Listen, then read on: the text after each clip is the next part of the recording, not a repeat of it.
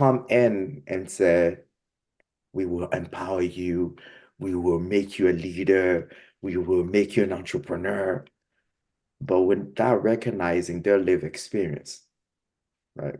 And through that, then that was the question that truly infused how do we individually, me, you, really value the lived experience of youth that we engage with? Because if you value their lived experience, then you will see, you don't see them as beneficiaries. You see them as partners, you see them as collaborators, you see them as individuals who have something to contribute instead of a blank canvas that I'm going to come and I'm going to start painting. So every day you wake up and you go to talk to strangers and you convince them to go to a certain bus instead of going to say, yep. And then they just give me a little bit more money. Then that's what I do. I'm like, wow. That's amazing, man. For the past 15 years, I have trained countless entrepreneurs. Then what? Right? The question is, then what?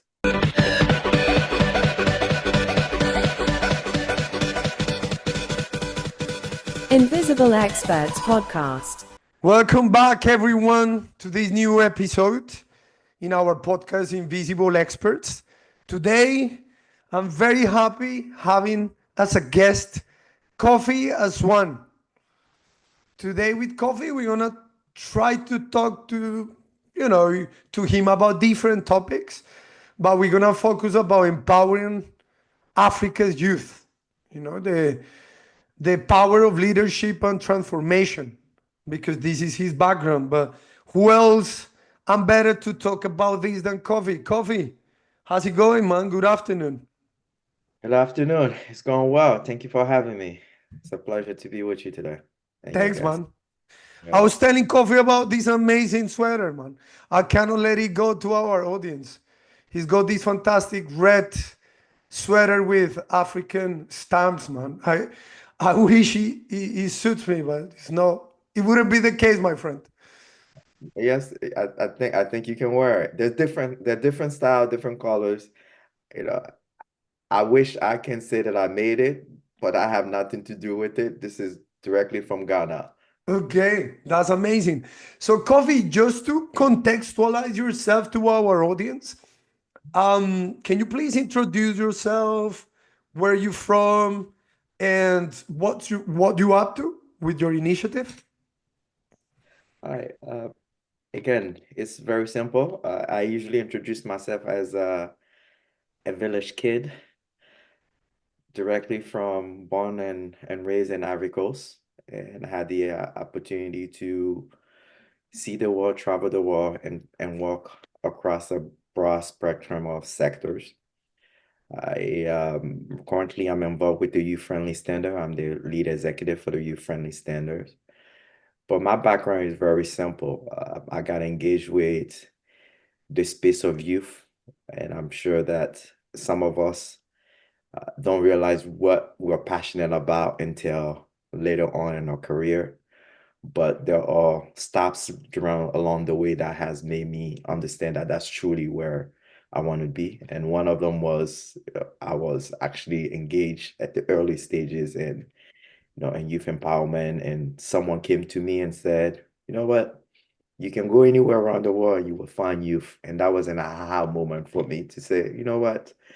Let me just go around the world and try to truly understand what different segment of youth are up to, understanding themselves and help them during that journey. So it's been a wonderful opportunity to be able to now give back and just sit back and actually try to appreciate and see the success that youth are having across the board.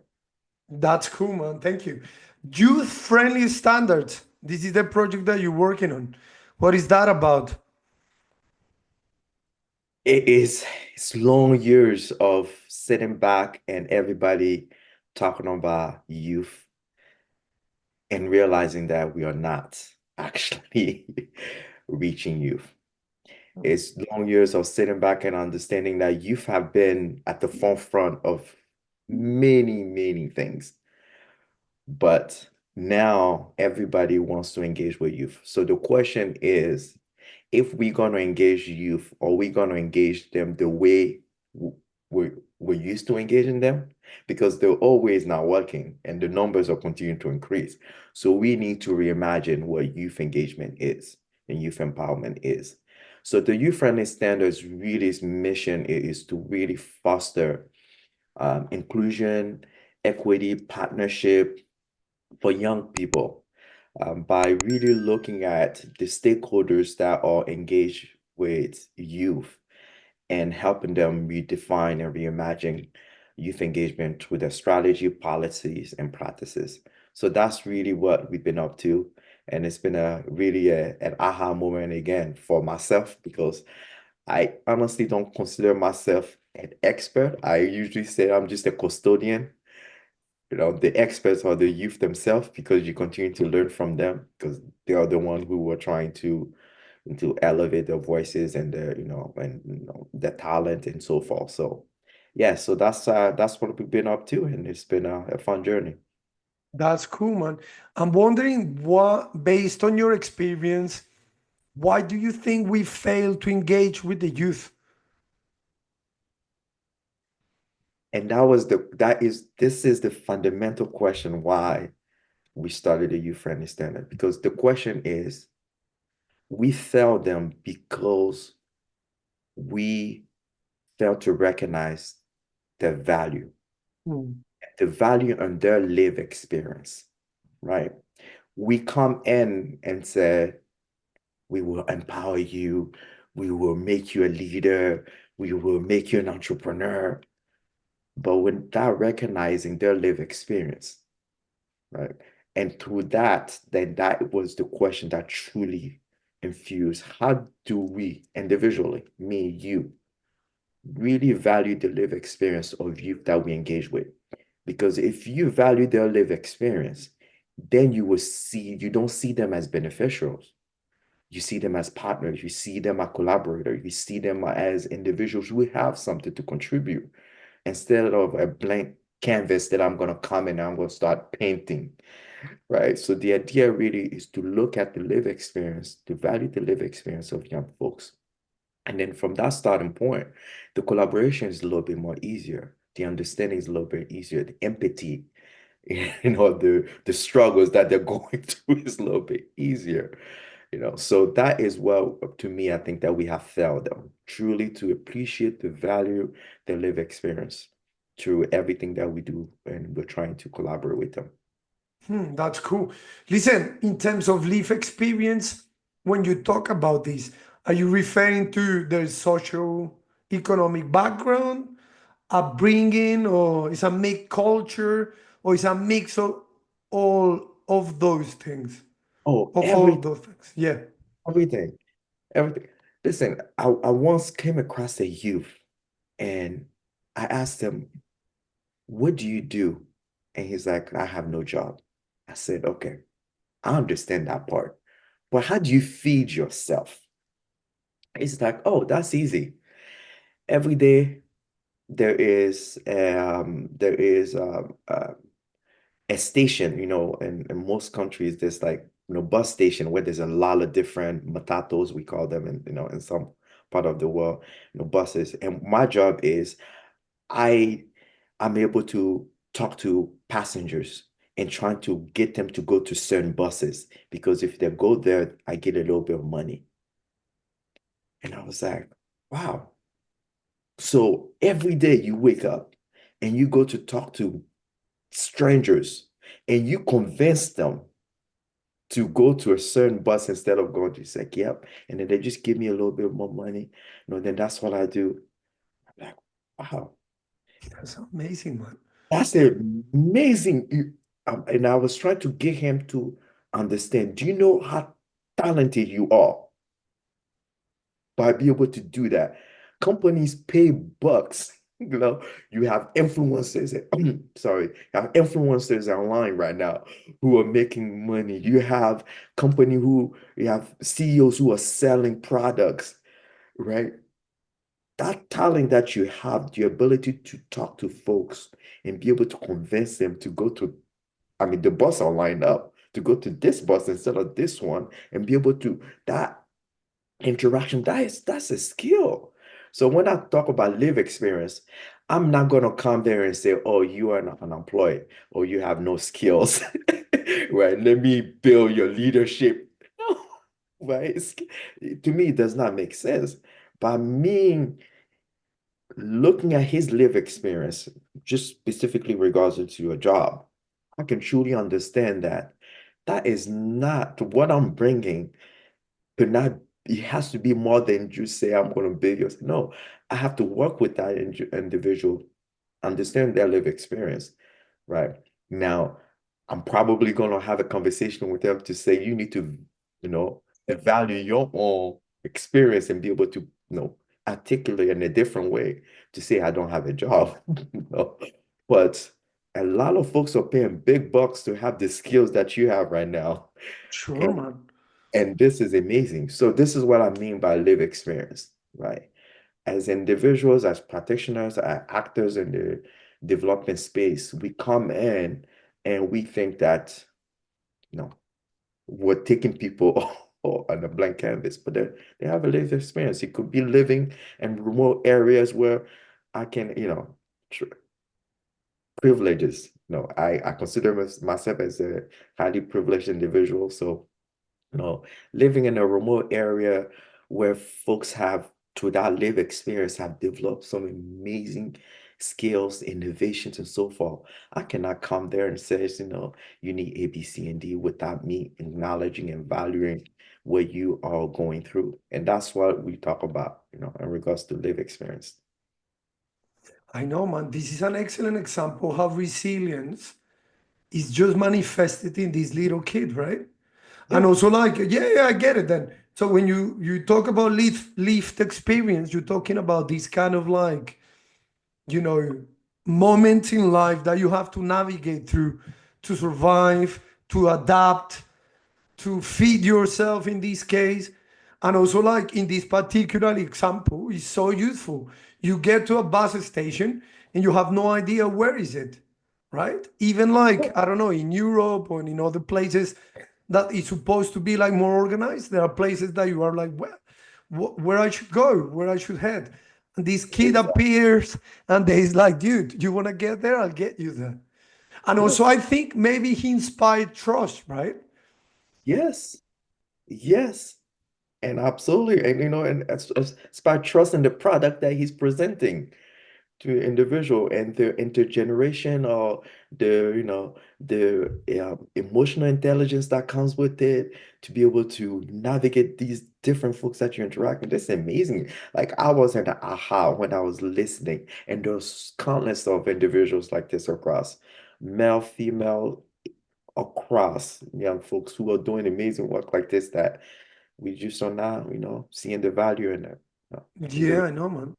So what happened to this kid then? Oh, I didn't I couldn't give him all I had to do now is to talk to him about how to present the work that he's doing, right? Okay. Present Yeah. the work that he's doing in such a way where individuals who are, you can call it, like myself or across, can truly understand what he's doing, the service that he's providing. Like you said, you come to a bus station, the chaotic, situation, and somebody's able to help you navigate that and sit, in a proper, find a bus and so forth. But the skills that goes into, because trust me, he's not the only one doing that job. There are probably others that, are running to the same customers, but he's able to, yes, all that is a skill. So for me, at that moment was, yes, you have a job, right?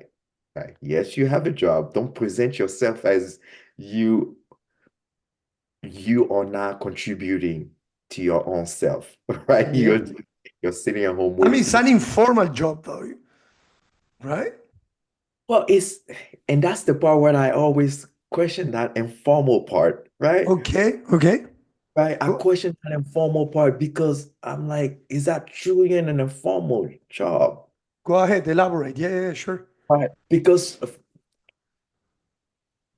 when you are in areas where government is not present Mhm. because informal is tied to government, right? It's tied to ability to pay taxes, ability to register, and so on. Okay, what if I live in places where government is not present, right? To provide me the social safety net or whatever government provide, and that's those scenarios to me. Is that truly an informal job, right? It is a job. It's work, right? Yeah, I get it. Right. So, and Yeah, that, sure. I love it. Yeah, it's true. I mean, at the end of the day, it's just a term, right? It's a yeah, concept which exactly. varies. Yeah, yeah. It varies, and I have been in situations where a lot of individuals are like, no, I'm working. Like, I'm working. I don't see that as an informal one, but I'm working. And, and that is the part where we also have to appreciate the work that individual is doing instead of calling it informal or informal. Yes, in the private sector, yes, writing contracts, yes, I understand that part, right? That comes with, but the certain scenario that we find ourselves in is just truly understand that, they're doing a work, they're doing a job, and just need to appreciate the fact that they're not sitting on their hands. They haven't given up on society or themselves. They're moving forward. So would you say like you act as a headhunter and then or talent hunter, and then you just like walk the street and you identify these kids with full of potential and you stop them and you say, dude, what are you doing? And you start a conversation with them? Or how do you Oh, actually recruit people for your youth friendly standards? Oh, I'm always recruiting individual, but I'm recruiting individual in a different way. Not recruiting individuals to give them opportunity. Yes, when opportunity comes, just my network is open up, and I try to get as many youth. But I'm I'm great, I know, and I'm great at speaking to individuals, right? And especially youth, because I truly believe in the ability to quiet myself to let the individual flourish. So when I say quiet myself, is that we all have egos, especially we all want to be this and that and so forth. And then I realized that in order for, for others to flourish, I have to quiet myself, and that emotional intelligence that comes with quieting yourself is a very difficult because we tend to like to live through other people, to elevate ourselves and so forth. So by me quieting myself, I always find space for others, right? So yes, when I leave and I get on a continent, um, I like to wear my soccer jersey. I like to put my shorts on, my slippers, and I'm just walking on the street, right? And then I see something that is just, and I'm trying to understand it. So then I will approach you. I'm the gentleman who goes on big events. I'm wearing my suits, but I will not sit with everybody else. I will go and I sit with those who have put the event together. You will be amazed. My last event that I went to, I went and I sat away from everybody else, and I sat with those who were waiting to tear the event down, like because I used to work at a casino. It's a long story. So I used to put events, you set up the event and then you wait after the event, you tear it down. Right. So I knew they were there and they were youth. So I went and sat with them. And come to find out, I learned more. And this event was for youth. I learned more just engaging with them than listening to the event itself. I was just chatting with them. I was like, what time did you arrive? Oh, we've been here since 5 o'clock in the morning. It's like 5 o'clock in the morning. Why do you have to be here 5 o'clock in the morning? It's like, well, we have to come in, we have to set up. What type of training did you get? To do, oh no, I learned from this guy. It's like, oh, is it your family member? So you start to understand the journey that they have taken to get to this part. So, are you going to be fed? Are you sitting here, you're waiting for the event?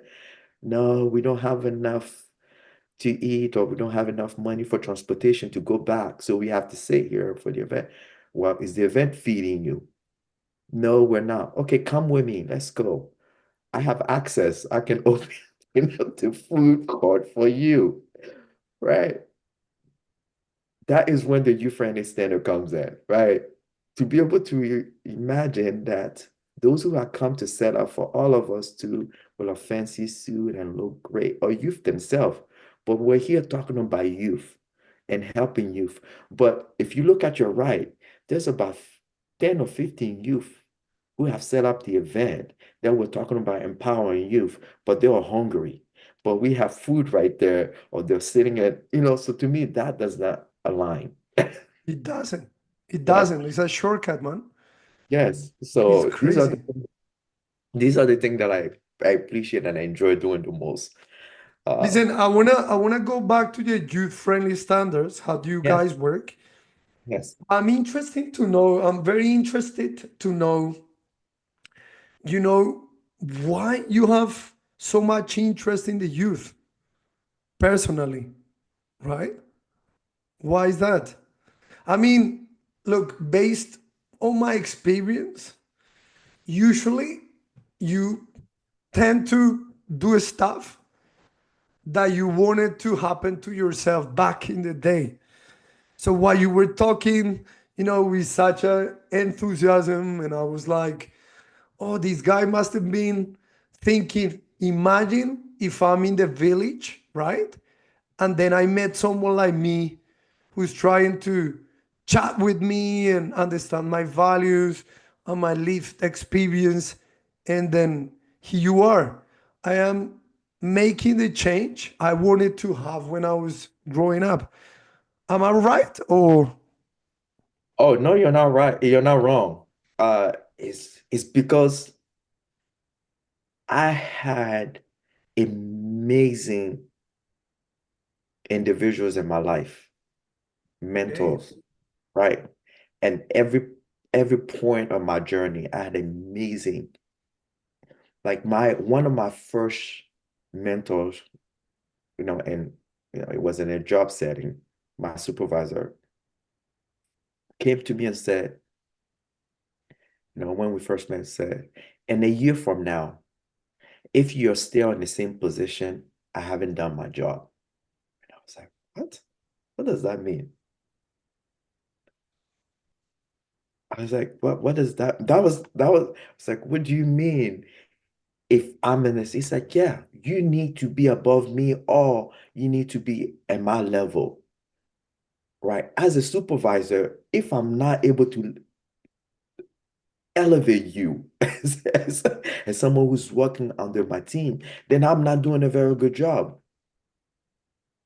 And definitely, man. to me, so finding these individuals, like I said, I have been lucky enough to have these individuals in my life who have demonstrated to me that this is what it means, right? So yes, in the village, sitting around and discussing with elders, understanding, you know, the my my thesis in grad school was on the griot. The What is griot, that? griot, griot is a storyteller, right? Okay. And the the path to be a storyteller, you needed to work under someone, and their job is to infuse you and to uplift you to be a storyteller yourself. And that was the meaning of true apprenticeship in different sectors. Like, you're a carpenter, you take individuals under you and then you work with, right? In different society, there was that was true. And the relationship between those two, the expert, if you want to call it, or and martial art, the sensei and the student, right? The student is working towards becoming a sensei themselves, right? So there's a passion. So when I find myself in this situation and where I have been during my career and my journey, I have come across individuals who have who have opened my eyes, right? And be able to elevate others. And to me, the best place that I can elevate others is youth, right? And finding different ways. And a lot of time, it's not about how much money you can give to somebody to start up the business. It's not about, uh, I don't know, it's not about the product. It's truly to have meaningful conversation with individuals, to point them in the right direction or to point them in many direction. Hmm. And the many direction that I always say to the youth is that sometimes there's no right or wrong answer, right? Actually, Sometimes, it's all the time, right? yeah, sometimes it's just making a decision and making that decision right.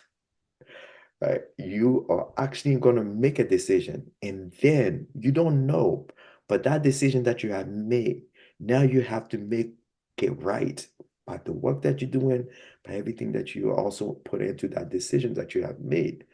Right? And then, 2 years, 5 years from now, you're like, wow, that was the right decision. But you don't ask yourself how much work you have put in to make that the right decision. Right? We don't make decision and we don't just sit there and just wait for it to be right. No, there's a lot of Yeah. work Actually, that it's true, man. We tend to always like measure our performance based on result, right? goes. And based on the outcomes, but we never really like looked into the process and how hard it is. And also, if you looked into it, at the end, it doesn't matter the outcome sometimes because the journey is more important than actually like the arrival, right? Exactly. And Exactly. And that's why, especially, yeah, I get you, man, because the youth, they have, a lot of time to make mistakes, stand up again, and try again, right?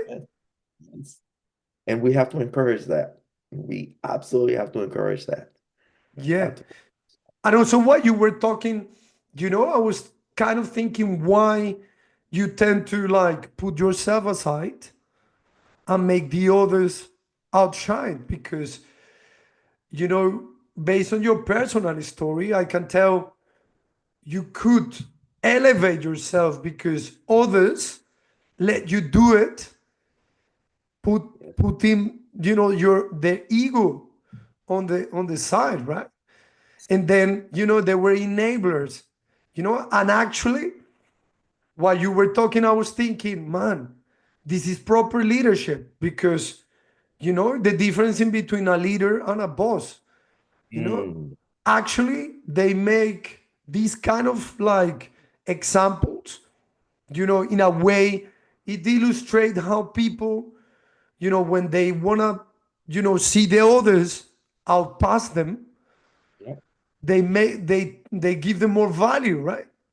absolutely. And you are spot on. And that's exactly it. That's exactly it. And and the hope is that by doing that, you're also encouraging individuals, those that you're helping, those that to see it and do it for others. And that's all you can hope for, really. Because at the end of the day, that is that you do your best, you showcase how to do it, you showcase how you have, benefited from others, and then you pass it on to the next generation. Wow. Coffee. So listen, in terms of your personal journey, how Coffee, leave the village in Côte d'Ivoire and then, you start to move or you move to Ghana, right? Because you are based in Ghana. No, right now, oh man. So my personal journey is quite interesting. It's not really interesting, really.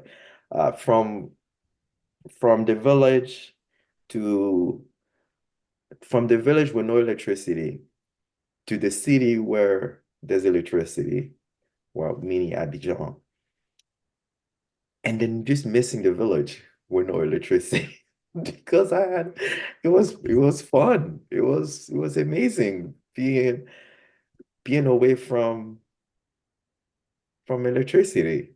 As Yeah. it's crazy because right now we want electricity all over the world. Whenever, yes, that's a different story. But my days, my time, the way the community was together was amazing. So going from there to the city, and then from there I went to the US for undergrad and grad school.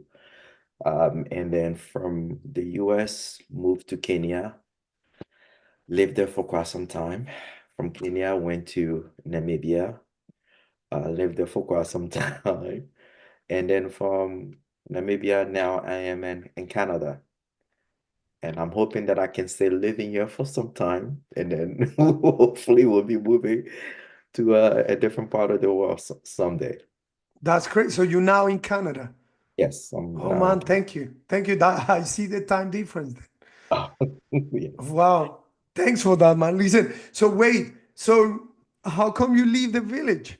Just for pursuing studies or Yeah, personal? it was a combination of studies and it was a combination of uh, family situation. Okay, sure, It's like sure. my dad wanted us to to push the books, and I was pushing for soccer. So it was just, like all the youth on around Wow, man. we were just going the opposite direction most of the time. But I was doing the hitting the books because so he can leave me alone so I can play my soccer. Unfortunately, I still have hopes to be a professional soccer player one day. Okay, you're not missing anything, man. It's so hard, isn't it? It Like, is so hard. I mean, you look so free in order to get I'm being locked up in a football team, locked up by this kind of bureaucracy. I have football players, friends that are actually professional football players in Europe. Man, they are locked up.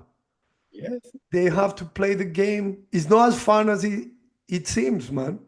So listen, I in the village, how small is your village then? the village at the time we had about 200, 300 folks in the village. Wow, man. It was, man, was amazing. It just I think I live in the past sometime when I think about it, but I'm trying not to give let's just put it this way. Let me live in my own fantasy right now. So yes, 200 folks, I know at the border with water view, with the whole community knowing each other, with great tradition in regards to festivals. Every Friday we had market day where the neighboring villages will come to our side of the village for the market day on Friday. Uh, School was everybody went up the hill to school. We finished school and then on Fridays we all run as fast as we can and we just dive in the water with our school clothes on because it's Friday. You get to relax and clean it at the same time as you're swimming. You hang it and then you wear it on Monday back to school and then on Fridays school is in and everybody just rush. Everybody just rush to see who can be the first. You run on the pier and then you just dive in. Yeah, Life so should be so simple, isn't it? I'm telling you, it was just amazing. I keep on telling folks, like I joke around with a lot of my friends. I say, I don't swim. I walk on the water. And they always laugh at me when I say that. I say, I don't swim because we usually just go under the water to get the traps of the fish. You don't swim, on top of the water. You have to dive, you have to go down, and It's true. you What's the point? know. Like, fuck, man. I like swim. I'm an amateur swimmer, and now you make me think. What's the point to swim, on the top of the water if you can just, swim down and fish? Yep. And that's Wow. how So where is your village, located in Côte uh d'Ivoire? Yes, it's right next to the border, not too far away about not too far away from the border of Ivory Coast and Ghana. When you pass Grand Bassam, so I'm part of the Nzima and the Akan. So west. Yeah. So So you are like an Akan group or Gur group or yes, I'm part of the well, Nzima is part of the Akan people. And excuse me, the name Kofi, most people think that I'm getting you're gonna but drink a coffee. but Kofi is is part of the account. And the name Kofi stretch from Ghana all the way to Togo, Ivory Coast. I usually said, by the way someone spells Kofi, you can have an idea. So usually Kofi with one F is Ghanaian. Kofi with two Fs is most likely Francophone. So Côte d'Ivoire, you spell Kofi with two Fs. Ah, wow. But it means coffee, like coffee. No, it means Friday. Ah, Friday bomb. wow. Okay. It means Friday. Yes, it means Friday bomb. Yeah. So throughout the coast of Ivory Coast, Ghana, Togo, yeah, you'll have a lot of coffees and so forth. So So the actual project, the youth friendly standards, where operates? yes, it operate globally. So we would like to consider ourselves global. We started in Senegal.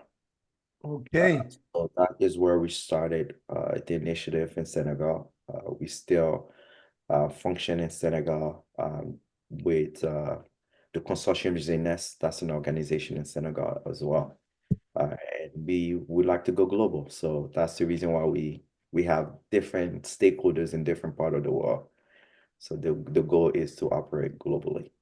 That's cool. And then you connect youth from different parts of the world with Exactly. different lived experiences, as you put Exactly. it. Exactly. And the hope is that to give the standard, the framework itself back back to youth themselves.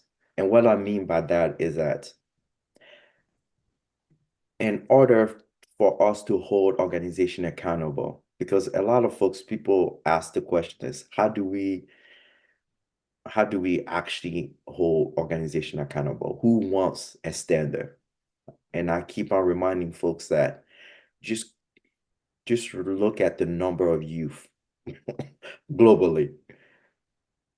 Oh, they will hold organization accountable if we give them the tools to be able to truly evaluate, assess project, initiative, organization strategies that's supposed to be engaging with them. Right. So if I'm an organization and I don't know, in the middle of nowhere, and I am supposedly be engaging with youth and I'm not,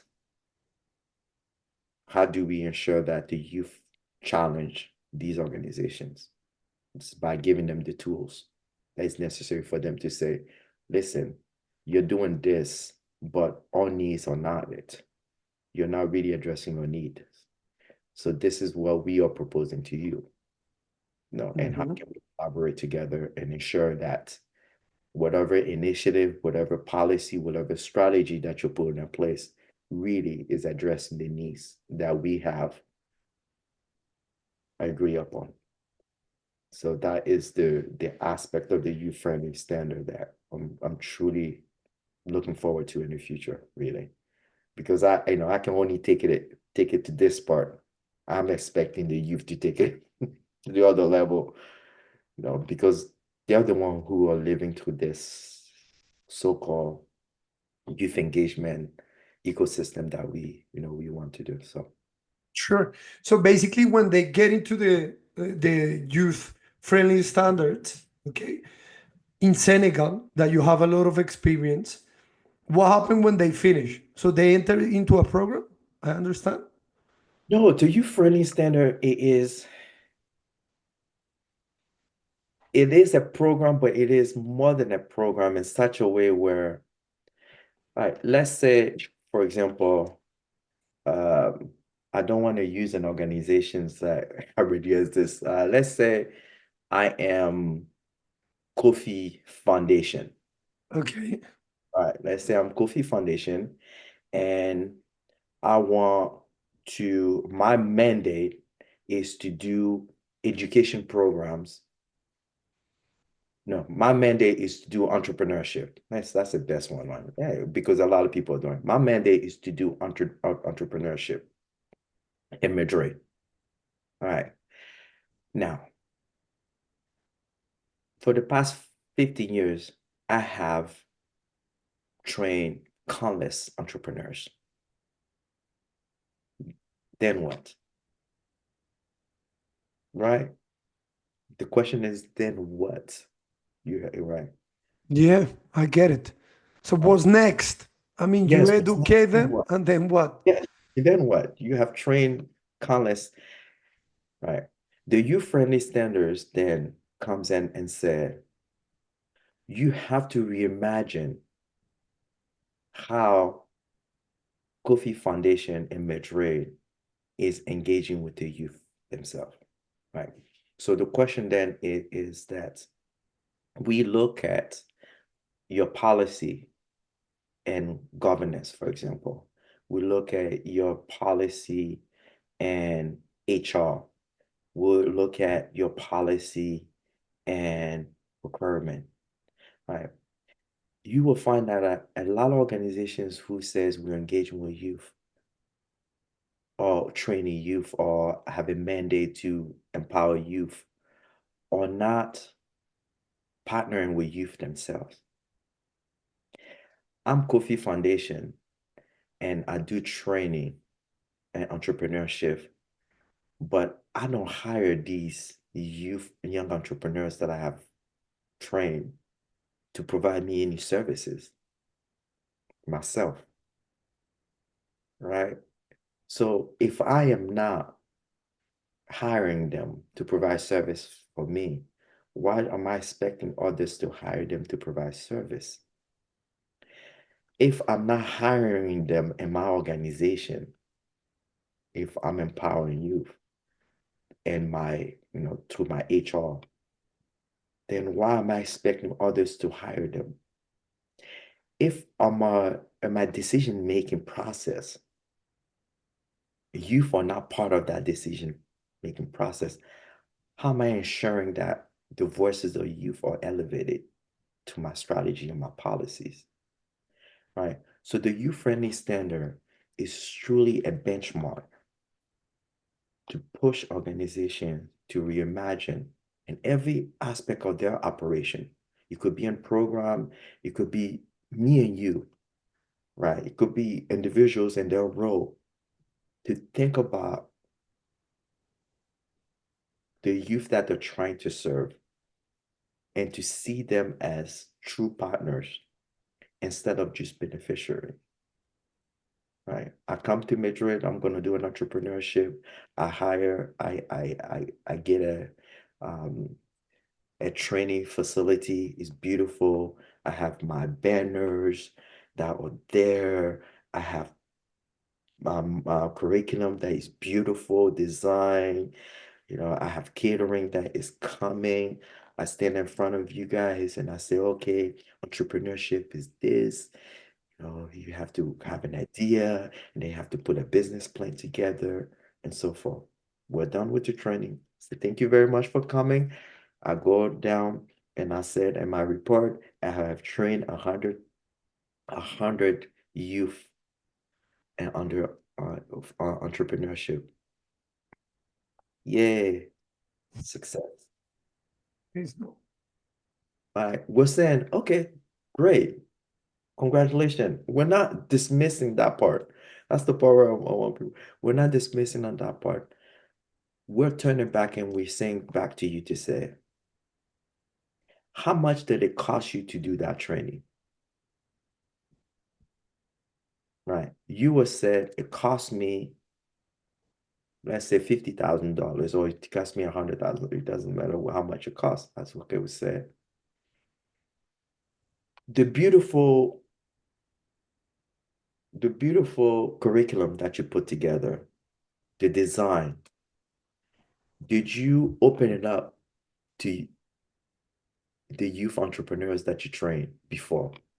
That or maybe in that this that or doing the same service or providing these service. Did you open that to them?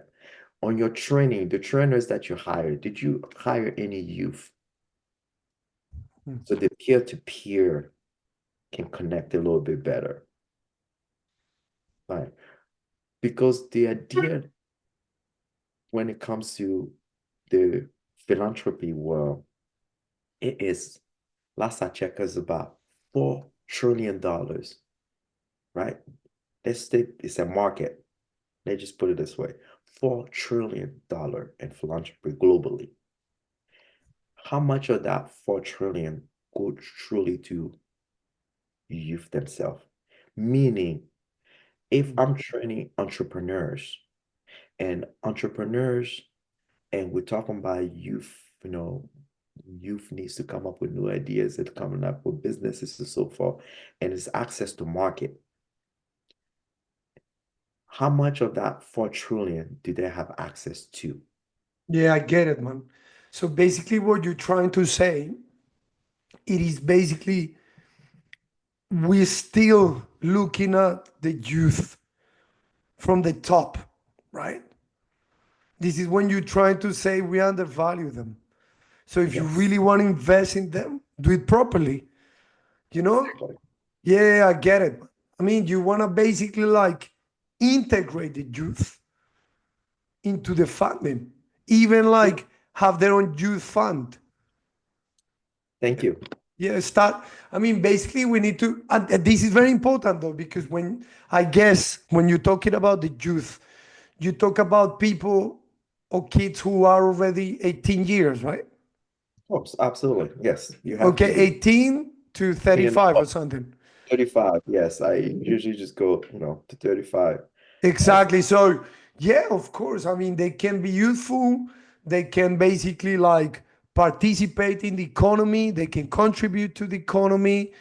So, rather than looking at them, from this pyramid, from the top of the pyramid, downside towards down. So, you need to include them. I get it. So, basically, it's like you have to treat them as a partners. yes. Yes, and and treating somebody as a partner means that you acknowledge the value. Definitely. Yeah, yeah, yeah, I get it. So They're not basically, you guys try, as your youth-friendly standards, try to convince those who invest in the youth to do it properly and include them in the process or something.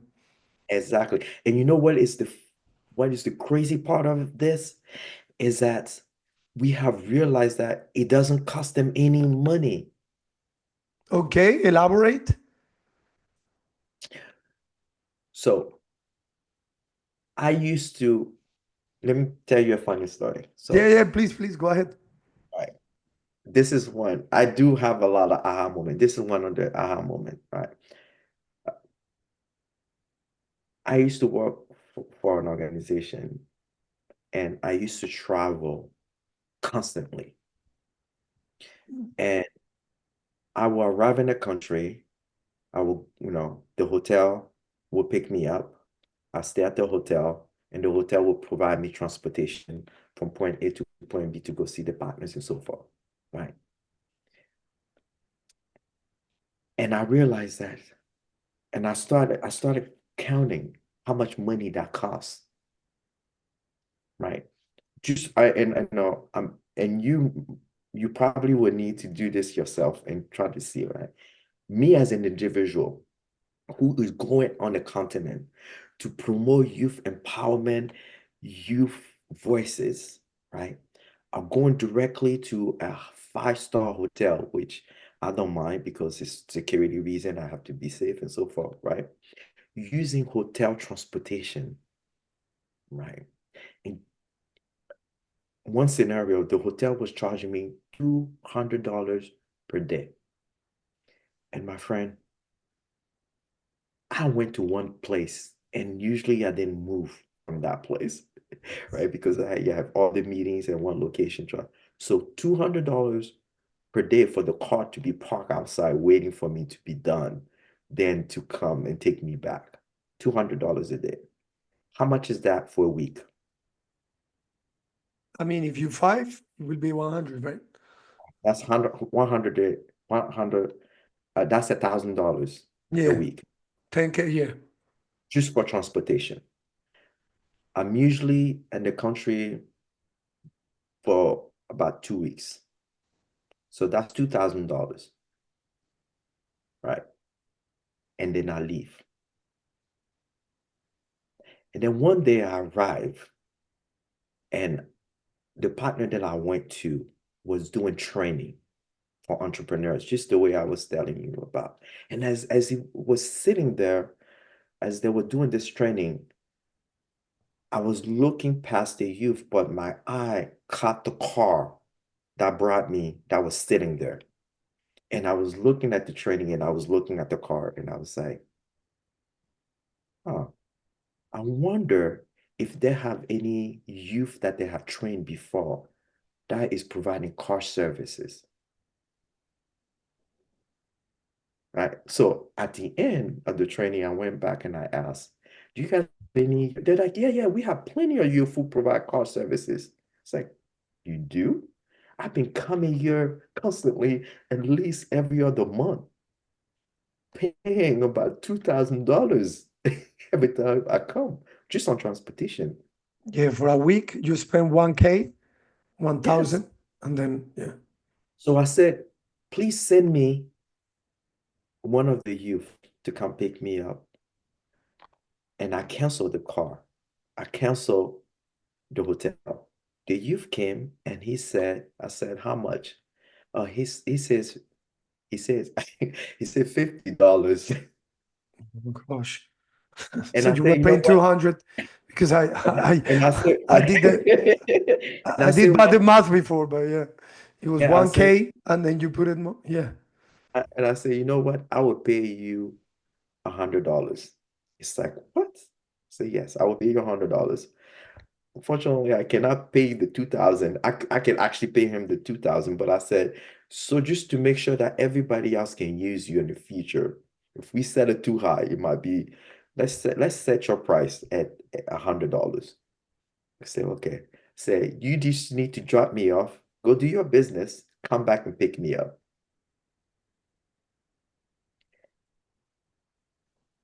And that you've got $1,000. Now, just imagine having a car service with a customer that comes almost every other month and gives you infuse $1,000 into your business. The the company the organization I'm working with doesn't even need to do an additional funding for youth and so forth. It just provided services to a youth. And in 6 months, the youth hired somebody else, got a second car, got it, hired somebody else, created a new job. We're talking about job, created a job from me, just me, and got a new car, a different car, right? And now my references, now he can go ahead and say, I'm providing car services for this organization, which is true because every time I come, they're the one. The profile is elevated because now other people can see that they're providing call service for for a well-recognized organization, and now you know they're getting access to a market. So that's what I mean by it doesn't cost. Like youth, reimagining youth engagement. If organization take the time to sit back, it's not going to cost them more money.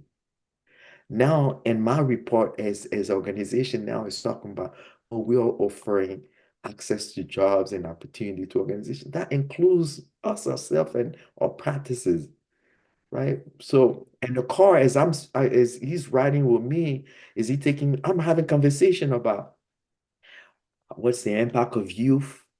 What's the challenges that you're facing? I'm having meaningful conversation directly instead of, hotel call who, they're not talking. They're not having that. I'm having access, real information from the youth themselves. So what I'm saying is that it does not cost more. If organizations truly sit back, if individuals sit back and really assess how to imagine how to engage with youth in a different way, right? And you on your next trip, try it. You'll be surprised. Oh, by the way, next time I arrived, I had water and the car. I had all these different things because now, the services, they're trying to bring up the quality of their service to meet the hotels and anybody else car service. It's amazing, this aspect of youth engagement. And so that's what we mean by policies, practices, that organizations are engaging with, strategies and so forth. You're just trying to get them to think in a different way. Yeah, that's very interesting, man. So basically, it's integrate in your planning and in your roadmap the youth itself. If you are Yes. pretending to, empower them, right? Yes, indeed.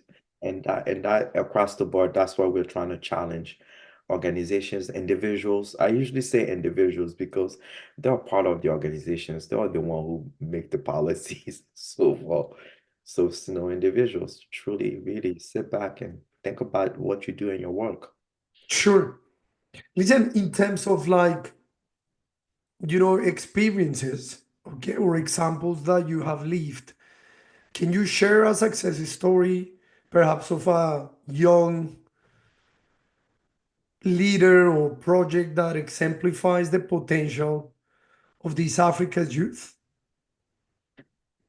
Ooh, man, it's been a long time since somebody asked me that question because I always go to the lowest part, right? A youth deciding to check themselves into a rehab, Okay. right? To me, that is amazing. Or decide to do training, not to give up. So there's always that, but so for people to truly understand what I mean, there are levels to this. But let's see. If we think of organizations, right? And I'm gonna speak on mindset and an organization. If you sit back and you look at the likes of Chevron, for example, Chevron and Shell, or Coca-Cola or Pepsi or Adidas and Nike coming together, right? Coming together to influence the policy, a law that benefit their market. And what am I referring to? Is that a lot of time in the youth space, we talk about alignment, we talk about collaboration, but we want to be able to agree on everything, to be Hmm. able to collaborate. And I sit back and I always say, if Nike and Adidas can go on the US Capitol Hill and influence policies that benefit them, they agree on one thing.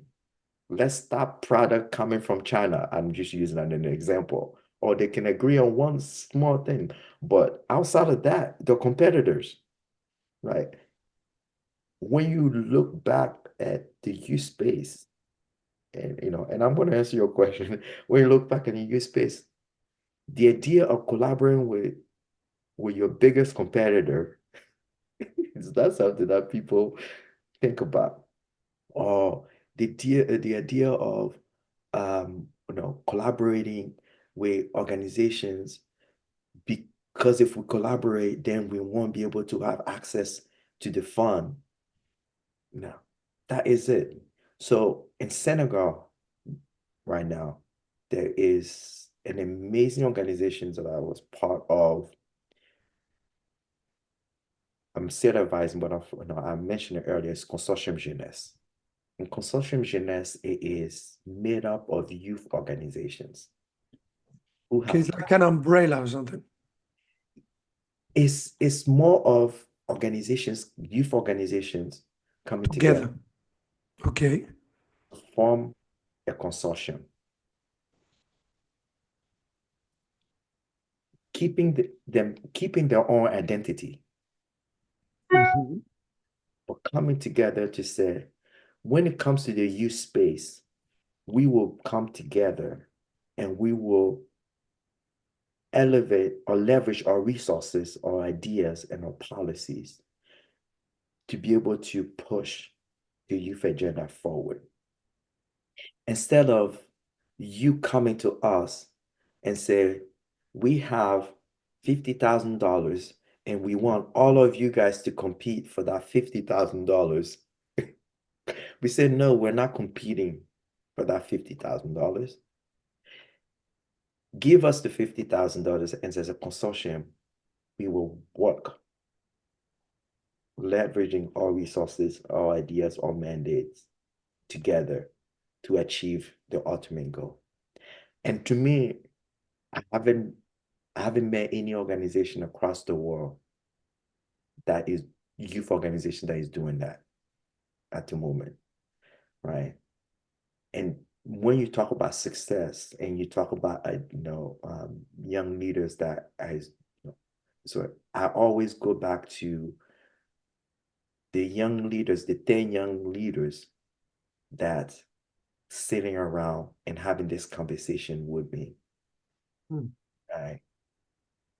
For them to put their egos aside, for them to put um, the success of individual organization aside to say, listen, are you tired of competing with me for for $50,000? Yes, I'm tired of competing with you. So this year they gave it to me. Next year they'll probably give it to you. No. Okay. What do you do best? What do I do best? Right? Do you have an office in this part of the country that I don't have an office that I can leverage to be able to implement this project? Yes, I do. As a consortium, let's leverage what we do best as an institution, as organizations, and let's actually make the true impact. And right now, you honestly cannot go to Senegal and talk about the youth space without engaging with that consortium.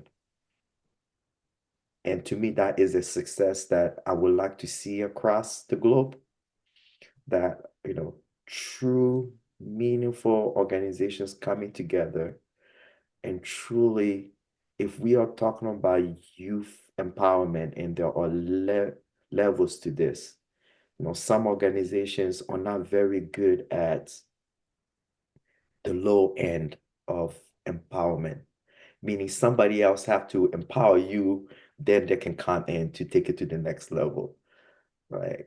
Some organizations are not very good to the high end of empowerment because that's not what they do best. If we're talking about, youth empowerment as a journey, and every organization and institution can understand truly what they're great at and that journey of empowerment, and can do their respective role and do it well, and leveraging on and recognizing what others have done, and then leveraging on it all the way, I think that we'll be in a better place. So yeah, so that's my success story that I would like to share. I think that organization is doing well, and and it comes from young leaders who truly understood what collaboration can mean for them. Hmm. That's very interesting, man, because nowadays the youth has so much access to anything in terms of information, in terms of create content, with all these platforms. Also, it has been simplified because of the um, AIs, right? Yeah. And I was talking to Chichi the other day, and she was talking about how we engage with Generation Z, which they have a completely different mindset, right? Mhm. I was like, I teach myself, and I have this group of youth, this semester, and it's been challenging, man. And then I was like, I don't know how to engage with them when we were talking about engagement. And I was Mhm. talking to this friend of mine, and he was throwing me ideas and so on. And then I was like, wait. So basically, I don't engage with them because I don't want to change myself, right? I'm failing to engage with them because I don't want to innovate myself. I just want to maybe just keep going with my methodology, and they have to adapt and so on. So, as you put it before, you need to create something new. You have to treat them as equals. It's not like before, right? Like you have such a hierarchy where the adults or the elders, they have the last word because they have a lot of experience. Yes. Nowadays it changed. So what do you think about this? How do you engage with this Z generation? I love engaging with them. I honestly, I love engaging. There's two group of folks that I love to engage with. The younger folks and the folks who are older than me. Those two groups I enjoy the most engaging with. Yeah. And the younger generation, what I have learned to engage with, it is the ability for you to recognize, ah, I, that self-awareness is. Like, yeah, that self-awareness in regards to internal, right? For them, this is me. You're gonna have to love it or hate it, but this is me. And their ability to continue to come up with new ideas to either, establishing themselves and so forth. So usually the way I engage with them is that I talk less and listen more. Hmm. I talk, and when I'm speaking, I'm speaking from, I speak from a position or from a place of, I don't know. I don't Okay. know. I don't know the answer, but this is what, right? I don't know the answer, but this is what I have experienced, or this is what I have done, right? Oh, You okay? oh, You have a sorry. phone call? Yeah, I got a call just came through. Yes, A sorry. youth, a youth was calling you. Yes, it was actually.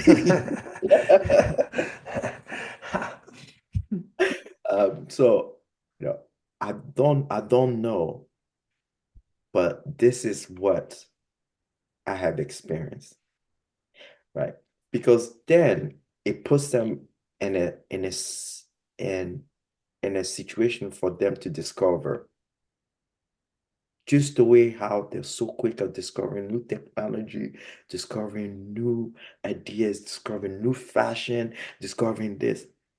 That is where they flourish the most. So when you put a scenario, a frame around that, and you allow them to discover, the bond and the relationship is completely different. Hmm. So that's how I've been able to navigate this new generation of youth. It's like I would be the first to tell them, honestly, I don't know. But I don't know. listen, could you tell like this cultural aspect toward the youth? Because I would say, based on, I mean, I worked also with some of the youth, okay, in different scenarios in different countries, and there are differences. Yes. So I bet, perhaps the solution is, as you put it, you know, talk less and listen more, right?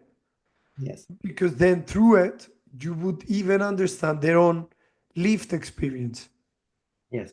But the difference, the cultural difference or the difference is not the approach. The difference is how you say something and when do you say it.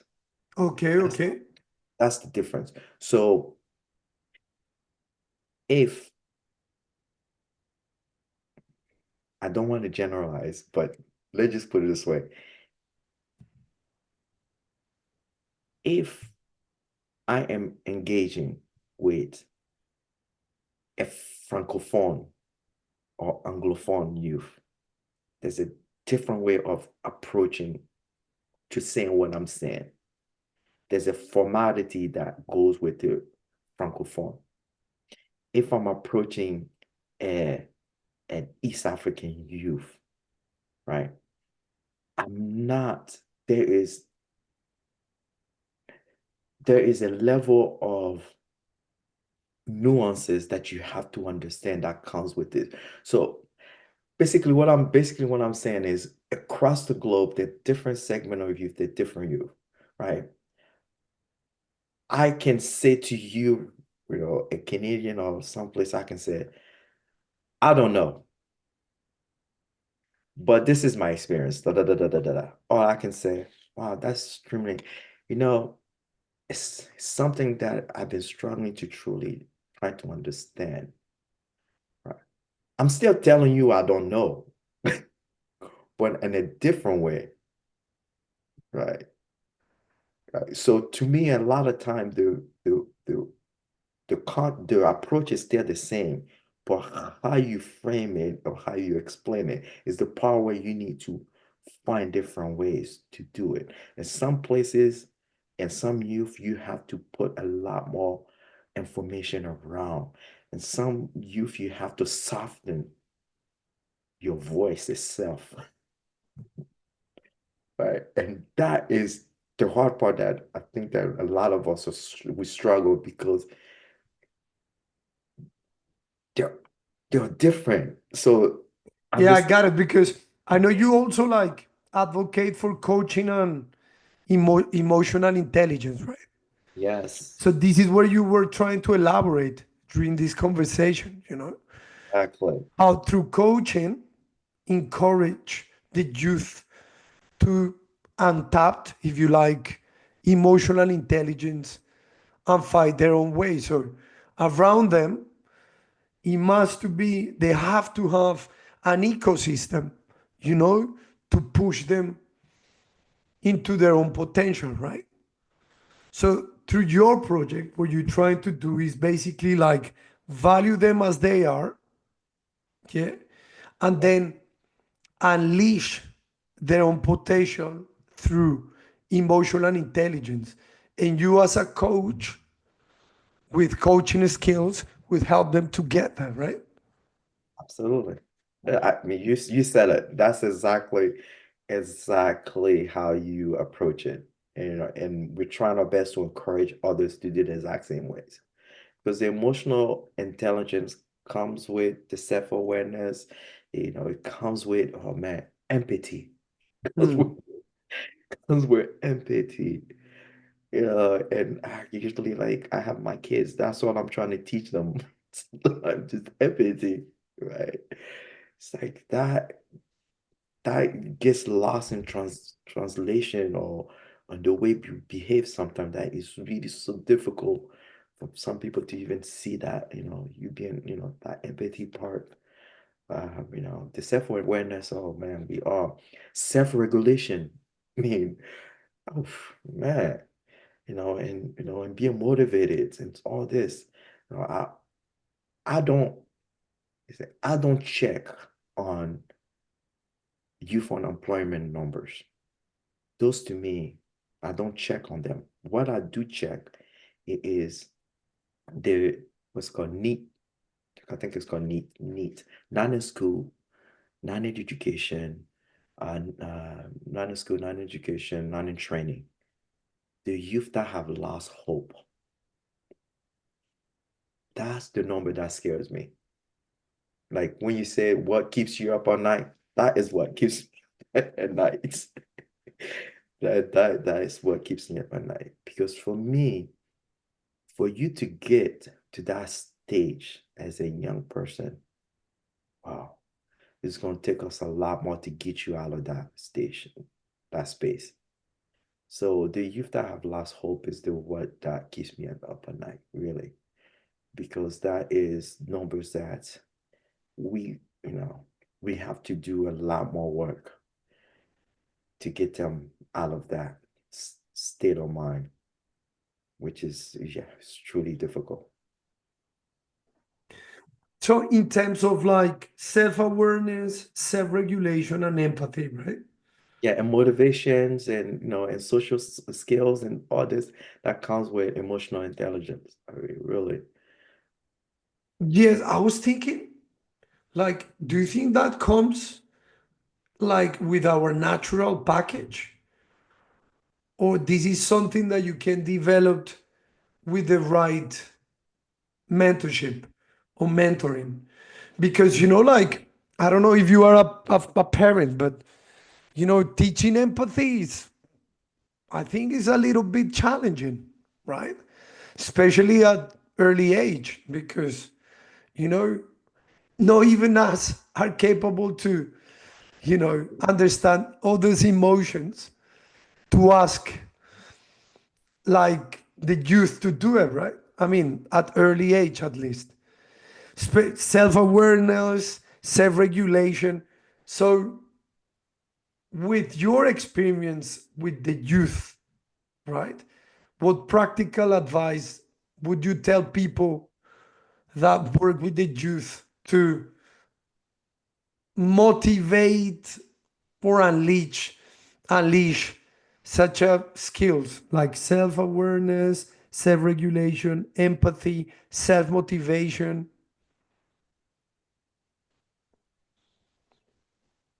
Wow. It's a tough one.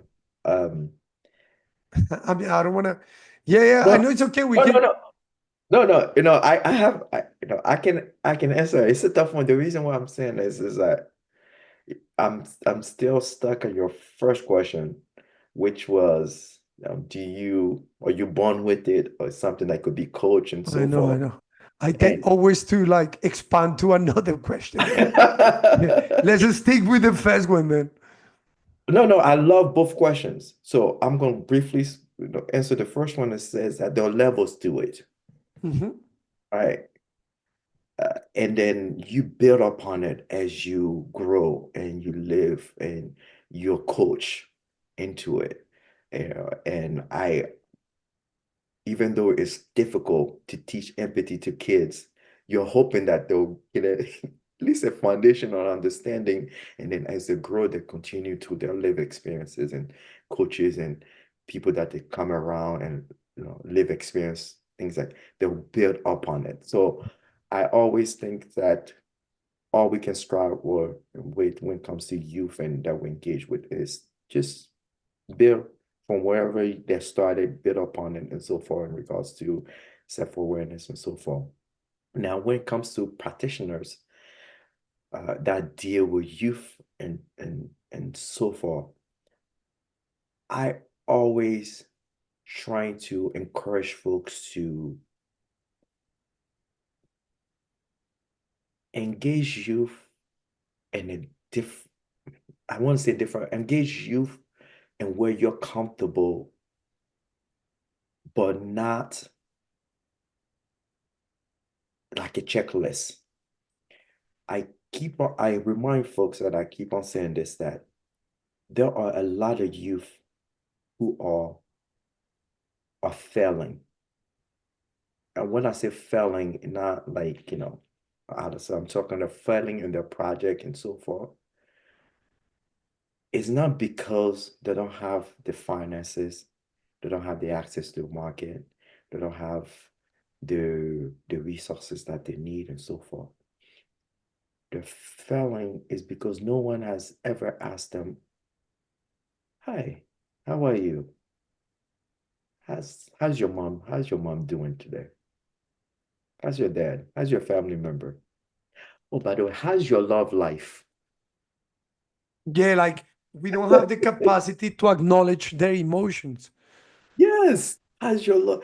Like we go out there in the world, we says that youth can, young folks cannot focus in a classroom if they're hungry. Yes, that's true.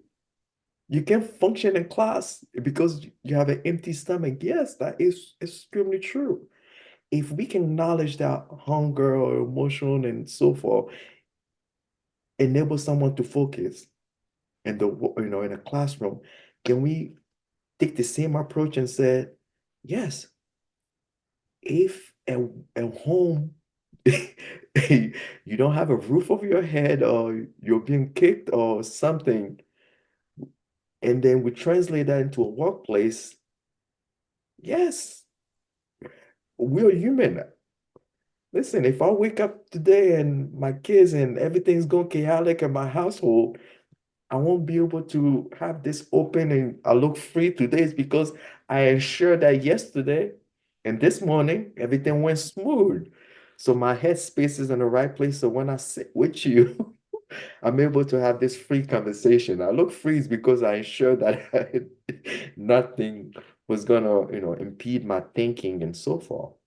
And True. that's the same approach. So I say to practitioners and so forth is that it takes a lot of work, but sometimes you have to step out of your role a Hmm. little bit and just ask the meaningful questions to like I met a young entrepreneur, and the first thing I asked is, "Oh, how's your mom? Have you seen your mom lately?" And he's like, "For the past 6 months, things been coming up, and I've been trying to go see her, and I cannot." And he's literally breaking down, saying this to me, and True. I was like, I don't care if your business is doing well. I don't care. I want you to go see him. He sent me a picture, with him and his mother said, I did it. Thank you. Now my head is clear. Now I can focus on. And Yeah, I get it. that's all we're asking. It's basically integrate into any approach the emotional aspect of it, right? We have It's to. as simple as that. We have to. Because that's the thing, we are human beings. We are the one who are going and asking these individuals, these youth to challenge world issues. Right? To step forward. Okay, fine. If we're gonna put that on their shoulders, that's a heavy burden to carry. And if that's the case, we have to be there emotionally to help them guide during that process of carrying that heavy burden that we put on their shoulders. Do you reckon we are now putting too much pressure onto the youth with this kind of like, maybe, oh, listen, I mean, the world is destroyed. We need to do a lot of things to put ourselves right back when we started. We need to become like conscious consumers and be more sustainable. Do you think it's too much for them? Or would you No, say it I would be don't think easy? I don't think it's too much. I don't think it's easy, but I don't think it's too much because youth have always played that role. Yes, okay, I like it. It's true though. Yeah, you just name me one country. I mean, most of our I can speak for Ivory Coast, but most of our independence were on the back of youth. As getting our independence were back of youth. A lot of countries, um, so youth have always been present. They have always stepped forward in different generations and so forth. So to me, I don't think it is too much to ask because even if we don't ask, they're going to anyways, right? Hmm. Now, our job is to providing the safe environment for them to do it. Yeah, I get it. Right. And that's the part where we just need to be conscious of that environment that we're creating because they're coming, they're stepping forward. I hear a lot of the youth saying, yeah, I'm bringing my own chair to the table and so forth, which I disagree with that part, but but So in terms of like your initiative, right? yes. So how would you create this ecosystem? That was the second question, where emotional intelligence is the core of any action. Like, how do you do it? Like with the youth, how do you motivate them to, like, a practical tips for people who are listening to us? They want to basically like encourage self-awareness, self-regulation, empathy, self-motivation. How would you do that? Because as you said, it's worrying, like the youth have though they don't have hope, or it seems so, right? Mhm. Oof. I said I'm still figuring that out. Okay, that's good. I That's get the it. first part I'm gonna say is I'm still figuring it out. But it does not stop. It's not stopping me from trying through, Sure. that process. So I'm still figuring out. So no, still figuring out. Uh, what have I learned so far, right? And you can call it my crazy lab that I'm in. What I figured out is that youth are so the word youth means brings so many different identity, and recognizing that, wow, this young woman is not just a youth, she's a woman. Wow, she's not just a woman, she's a young mother, right? So those identities comes across,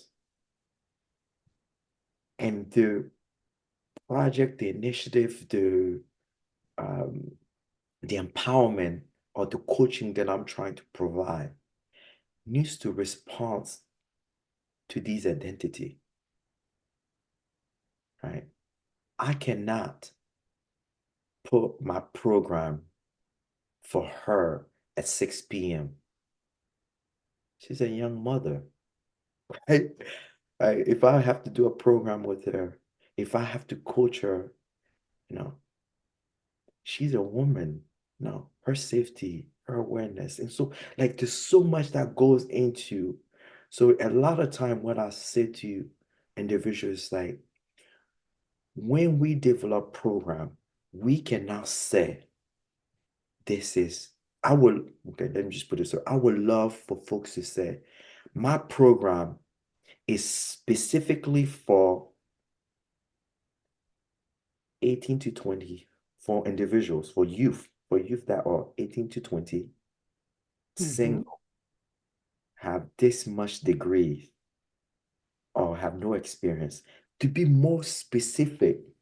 Because we come and we say, I have a program for youth, but your program, when you're designing your program and you are imagining the idea beneficiary or the idea partner, you did not think of all the youth, you thought about a specific.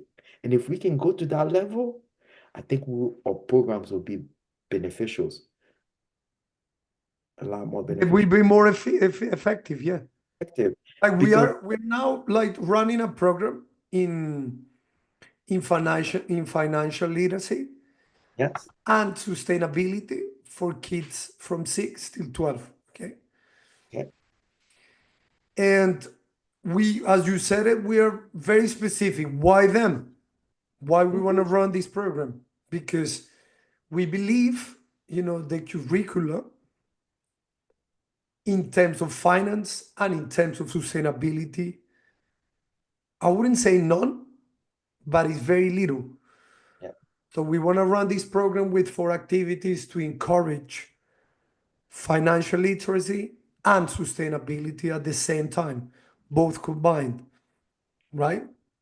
So what I'm trying to say is like, of course, we need to be specific, but also, would you agree to evaluate what is the aftermath, and we going back to what you said before, like what then, right? Training for the sake of doing training. Yeah, right. So we are integrating in this program like this kind of like evaluation to see whether or not they've been transformed. Yes. Yes, and to evaluation and to push even you as an institution, evaluation also to see if there are any negative impact of our program itself. Yes, it's true. Unintended negative. Unintended, yes, yes, exactly. Unintended consequences of our program. Because sometimes you see, oh yeah, we have success with success. I'm like, I'm not sure. Yes, but does the unintended consequences outweigh the success that you had? Right. And that sometimes our institutions, organizations, we are all afraid of that question. Right. And a lot of the youth that are not in school, have lost hope. When you ask them that question, is that I have, I, I came across too many empty promises. Hmm. I don't trust. I don't want to do the training anymore because I went to that training. They promised me after that I will have A, B, C, and D. I went to that training. They said after this I'm gonna have A, B, C, and D. Government decided, this no wanted to offer me this. The community leader invited me to do A, B, C. Empty promises left and right. So it's best for me to just stay Don't home. promise anything. But Right. I bet, like I'm pretty sure you experience that. Sometimes you really need to like when you write funding proposals, sometimes you have to like actually like write empty promises in order to get funded, right? Because the funders they want to hear that, Want to hear even that. though yeah, which is Even wrong. though, even though they know you cannot achieve it sometimes. I know. I mean, But sometimes they just want numbers, right? yes, sometimes they know that you cannot achieve that. But because you told them that you can achieve it, they say, okay, we want to see. Hey, you signed the contract. It's not us. We'll put the money in front of you. You're the one who gave us the promise. We know you cannot achieve it, but then you convince me that yeah, you can do it. So okay, you signed the contract. Now it's up for you to achieve it. Then now you go ahead and you put, 200 youth in one place and you do your training and say, yes, I have achieved it. I was actually trying to pick up your brain because like we are running this program as you have experienced, with the youth in Senegal. I know you are escalating to other parts of the world. I was thinking like for organizations looking to enhance their youth engagement strategies, what would you say are some key steps we should take, in order to improve our engagement with them? Mm. The first step is we have 4 steps for us. We call the first step is the journey and the paradigm shift. And the journey paradigm shift starts with adapt. And adapt is a self reflection on our policies and our processes and everything that we have as an institution that screams engagement with youth, right? So it's really sitting down and understanding because it's youth engagement is not one size fits all based on your organization structure, based on your resources, based on your policies and so forth, and based on your location, it can mean differently for you as an institution. So you need to first do truly understanding what youth engagement means and what does it mean for your institution and the context that you're in. So that's the first step that we usually ask organizations to do, right? So after that first step, and then you go to the second step. The second step is assess. Assess it is truly us sitting together and going through, well, for us, we have a series of questions that we take organizations through that help them now assess their policies and their strategies and their practices, looking at decision making throughout the organizations when it comes to governance, looking at your HR, looking at your programs, looking at your community engagement.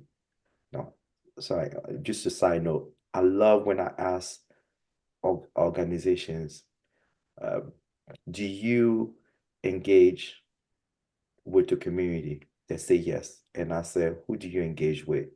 And they say, well, we talk to local leaders, we talk to businesses, we talk to A, B, C, and D, but they don't mention youth. I'm like, and I love when I ask that question specifically on topic that doesn't involve youth, because they are a stakeholder within the community. So when you talk about community engagement, you need to engage them regardless what the topic is. You know, so these are the steps. So that's the first, that's the second assessment. And after you've gone through the assessment process, then you will truly understand what are the gaps within your youth engagement. And then from that analysis of your practices and strategy and so forth, then you can decide. Again, there's not one size fits all. You as an institution need to decide, okay, we cannot, as a private company, for example, we cannot put a youth on our board. I'm using that as an example. As a private company, we cannot put youth on our board. But I always ask, in some scenario, is it best to have a youth on the board or is it best to have a youth champion on the board? Right. In some scenario, it's best to have a youth champion on the board. Somebody who can, and then when decisions are made at that board level, what mechanism do we have to ensure that we can, like you say, evaluate that decision to truly see did that decision that we made in regards to youth engagement, can we trace it to see the impact of it throughout the organization, right? So the assessment, and then deciding then to go into the transformation phase, which you call transformation for an institution, is in regards to the training, it's regards to coming with new policies, it's in regards to coming up with new strategy, it's in regards to really being vocal on opposition on youth empowerment, youth engagement, and so forth. And then we're hoping that in the future, we will come up with a certification to say this institution has received a certification that demonstrate that yes, they're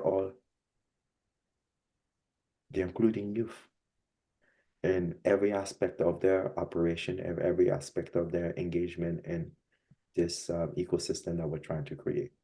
So yeah, so that's the process. So usually what I ask organizations to do is you don't need much as an institution, is for you to do a self-reflection, really, every aspect of your operation to see if you're,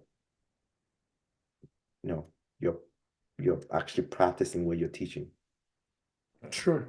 And that actually leads to my next question because um, from your experience, how can organizations or companies or businesses could balance their operational goals with a meaningful youth inclusion?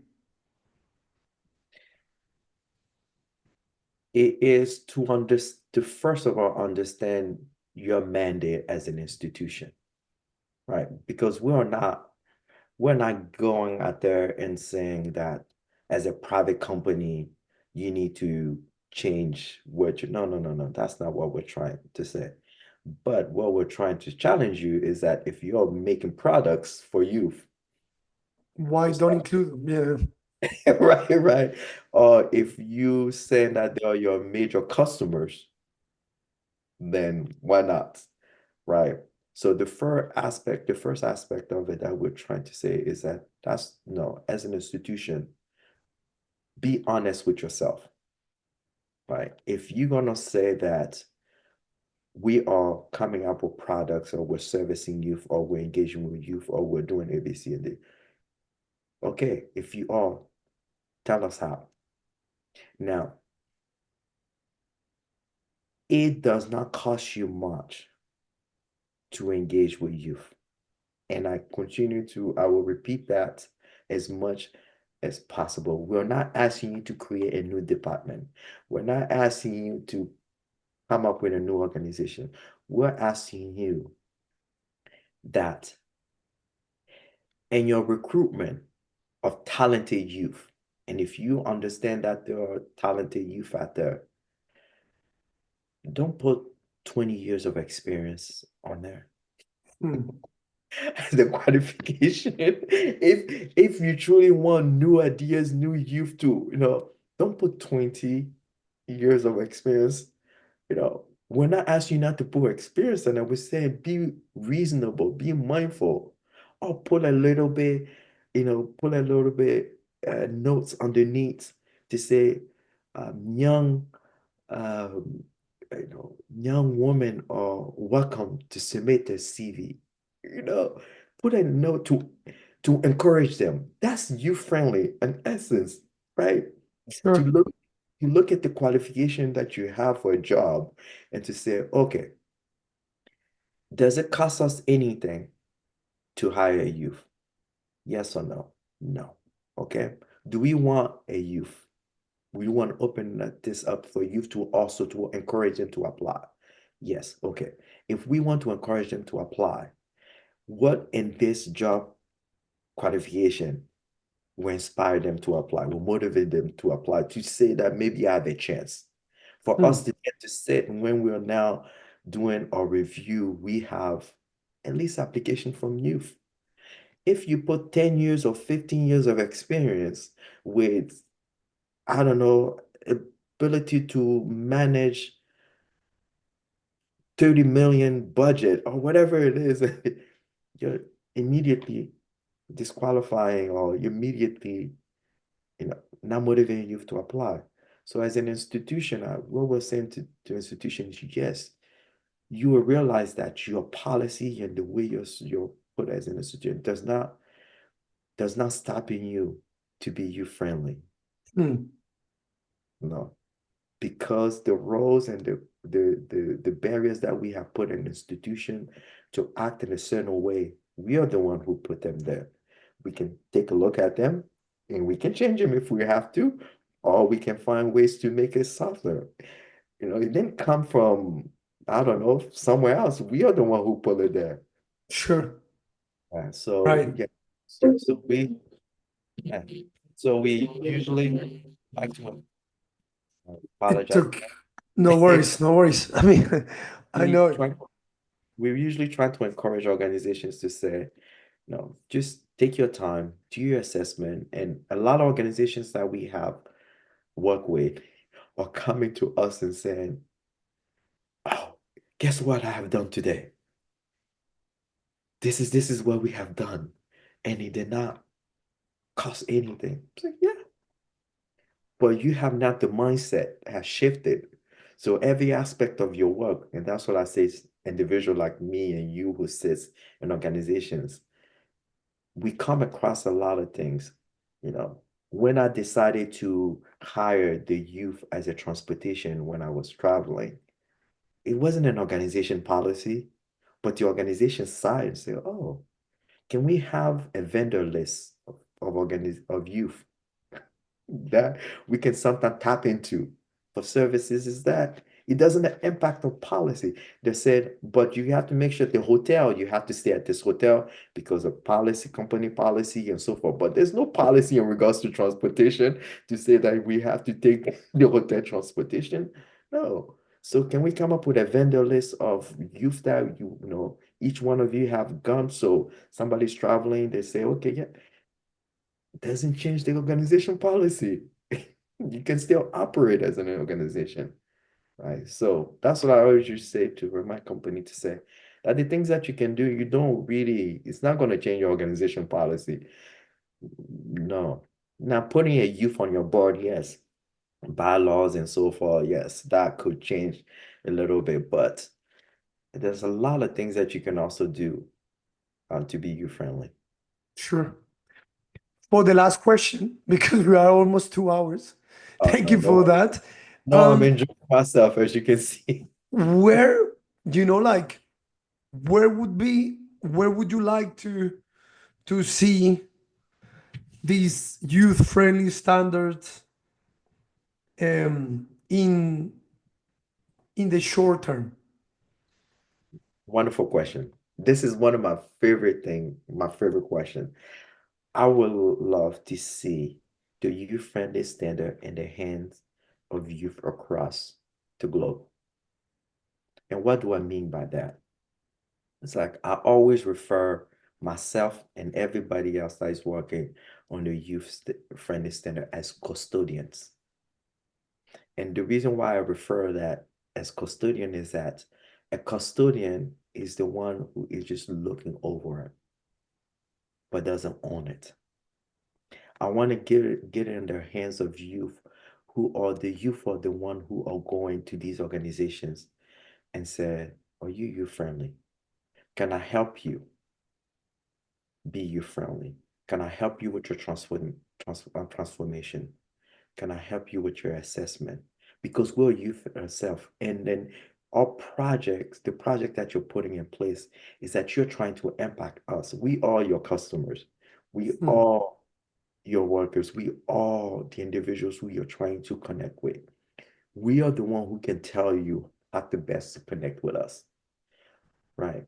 So by putting the tools and the resources in the hands of the youth themselves, then it also gives the ability to reimagine what youth engagement can be. I'm old. My brain is taking it to this level. I want the next generation to take it to the next level, putting AI, whatever they want to incorporate into assessing organization or redefining what youth engagement is, or what value means to each one of them. That's them for them to determine. That's not me. No, my job is like, I say custodian is that I provide the framework. The rest, I want to It's put it, up to you. yes, I want to put it in their hands. That's the part that excites me the most, right? Because can you imagine if across the world, all these youth says, out of the 4 trillions that goes to philanthropy, we want globally 50% to go to youth themselves. That's a big movement. Right? That's a big movement. We talk about access to market, we talk about employment, we talk about empowerment, you know, all this. That is organizations who are just there working, but the youth themselves needs to be put in position. Like I always say, youth are now in the hallways. If we talk about development philanthropy as a house. UFA say we will bring our chairs to the table. Okay, but the table is in the hallway. You guys are in the hallway. You have not entered the rooms where decisions get made. You guys are still roaming in the hallway. So I want the youth to give them the access for them when they enter to break the door into the rooms, and now they're in a power positions to be able to talk about their values, what they need, their life experiences, so we can all be true partnership in this ecosystem that we're trying to build. So yeah, that's my favorite part. So this next year is going to be exciting. I'm really excited about that opportunity to really. Yeah, man. I'm glad to hear that. And that's the best way to finish this podcast, man. I want to Um, thank you, Coffee, for giving up your time and share your experience.